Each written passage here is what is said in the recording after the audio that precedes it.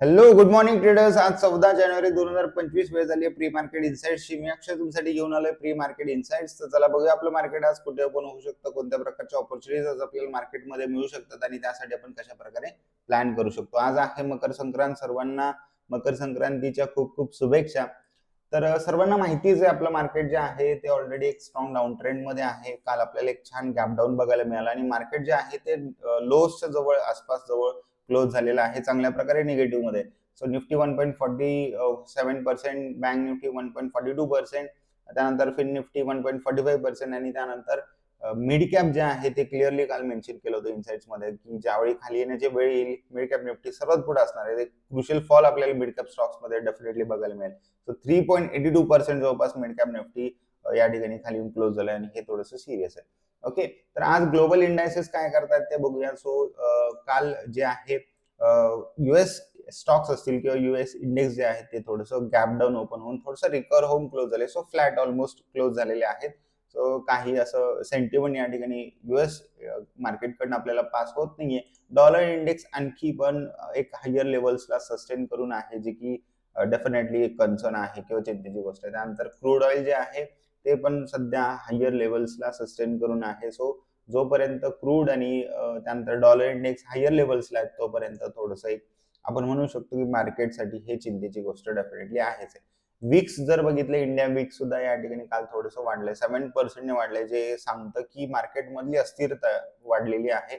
आणि हे ज्यावेळी पण अस्थिरता वाढते तर त्यावेळी ते एक बेरिश किंवा सेल सिग्नल असतं, एक निगेटिव्ह सिग्नल असतं मार्केटसाठी.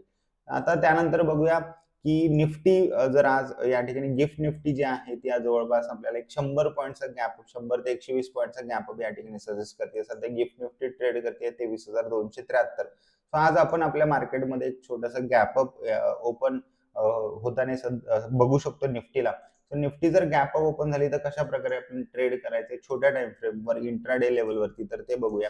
तर तुम्ही बघू शकता की या ठिकाणी मार्केट खाली येऊन काल क्लोज झालेला आहे आणि आज जर गॅप अप होतोय तर पहिली गोष्ट, ज्यावेळी पण एक स्ट्रॉंग डाऊन ट्रेंड मार्केटमध्ये सुरू असतो आणि त्यावेळी जर कोणताही गॅप अप होतोय तर तो सस्टेन होण्याचे चान्सेस फार कमी असतात, म्हणजे खूप कमी असतात. कारण ऑलरेडी जो ट्रेंड जो आहे तो एक डाऊन ट्रेंड आहे, सेलर्स त्या ठिकाणी डॉमिनेट आहे.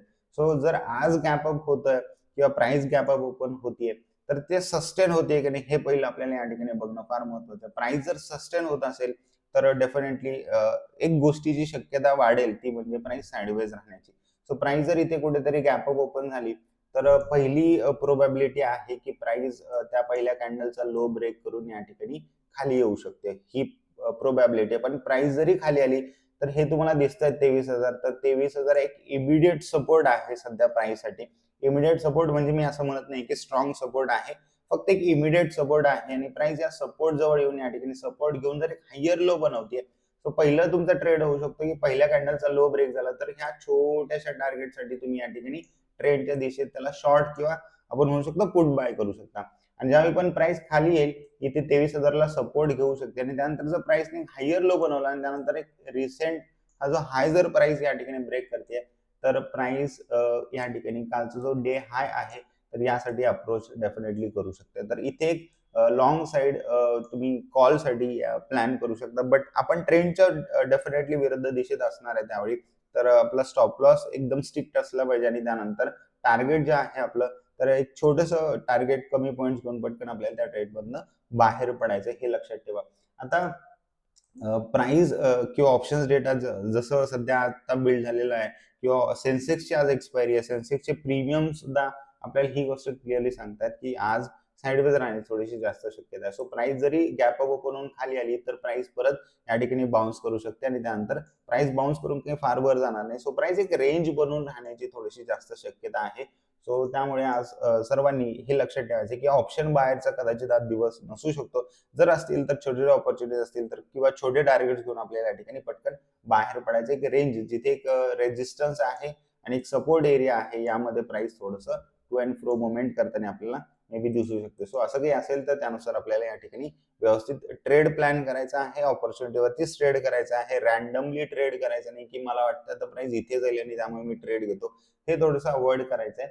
ओके, आणि ट्रेंडच्या दिशेत मोस्टली ट्रेड करा, म्हणजे जर कधी प्राइस एक स्ट्रॉंग रेजिस्टन्स जवळ येते आणि तिथे तुम्ही शॉर्ट करण्याचा प्रयत्न करताय तर हे ट्रेंडच्या दिशेत डेफिनेटली गोष्टी ज्या आहेत ते मोस्ट ऑफ द टाइम काम करतात. त्यानंतर सेन्सेक्सची आज एक्सपायरी आहे, तर सेन्सेक्समध्ये सुद्धा सेम या ठिकाणी आपला प्लॅन असणार आहे. तर एक खाली इथे एक इमिडिएट सपोर्ट आहे आणि सेन्सेक्स गॅप अप ओपन होऊन जर या ठिकाणी सपोर्ट लेवलला जर येत आहे, तर इथे या ठिकाणी आपण डेफिनेटली कॉल प्लॅन करू शकतो. एक बुलिश पॅटर्न जर या ठिकाणी आपल्याला दिसतोय, इथे डायव्हर्जन सुद्धा या ठिकाणी तुम्हाला बनताना दिसतील आणि एक छोटंसं टार्गेट अपसाइड आपण प्लॅन करू शकतो सेन्सेक्स मध्ये. बट हे थोडंसं रिस्की ट्रेड असेल, ट्रेंडच्या विरुद्ध दिशेत, हे सर्वांनी लक्षात ठेवा. आणि त्यानंतर सेन्सेक्स मध्ये खूप स्पेशली सेन्सेक्सचे जे प्रीमियम्स आहेत हे आपल्याला आज असं सांगतात की प्राइस थोडंसं साइडवेज राहू शकते. ओके, सो सर्वांनी ही रेंज डेफिनेटली मार्क करा. या रेंज मध्ये या ठिकाणी प्राइस आज राहण्याची खूप जास्त शक्यता आहे. सो या प्रकारे आज आपण प्लॅन करू शकतो. बँक निफ्टी आणि फिन निफ्टी जे आहे ते ऑलरेडी बेरिशच आहे पहिल्यापासून. त्यांचं हेड अँड शोल्डर पॅटर्न यामध्ये फॉर्म होतो आणि त्याचा ब्रेकडाऊन सुद्धा झाला आणि लवकरच आपल्याला ते टार्गेट सुद्धा मिळू शकतं. बट मे बी आज एक बाउन्स किंवा फ्लॅट क्लोजिंग जसं युएस मार्केट्समध्ये झालंय तसं आपण आपल्या मार्केटमध्ये बघायला मिळू शकतं. त्यानंतर मिड कॅप जे आहे ते स्पेशली जास्त बेरिश आहे, मी जसं तुम्हाला सांगितलं. आणि मिड कॅप मध्ये जो एक पॅटर्न फॉर्म झाला होता हेड अँड शोल्डर इथे सुद्धा, तर तो खूप मोठा एक बेरिश कॅन्डल काल ब्रेकडाऊन झालाय. सो इथे एक रिटेस्ट नंतर आपण इथे सुद्धा जवळपास हे टार्गेट एक्सपेक्ट करू शकतो की मिड कॅप निफ्टी जी आहे ती जवळपास आपण या ठिकाणी ह्या लेवल्सला येताना बघू शकतो. सो तुम्ही बघाल तर जवळपास टार्गेट खूप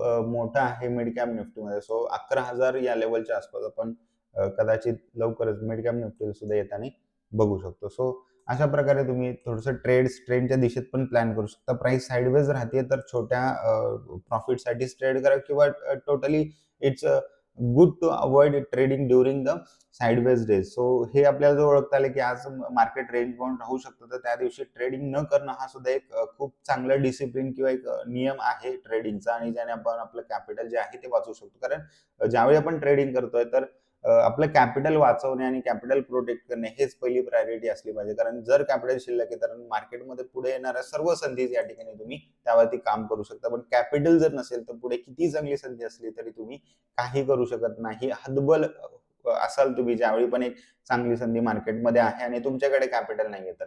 सो ह्या गोष्टी नक्की लक्षात ठेवा. रूल्स बनवा ट्रेडिंगसाठी, डिसिप्लिन प्रॉपर फॉलो करा. ऑपॉर्च्युनिटी संधी असेल त्याच वेळी मार्केटमध्ये या ठिकाणी ट्रेड करा. सेन्सेक्सची एक्सपायरी आहे, out of the money option सोबत ट्रेड करू नका.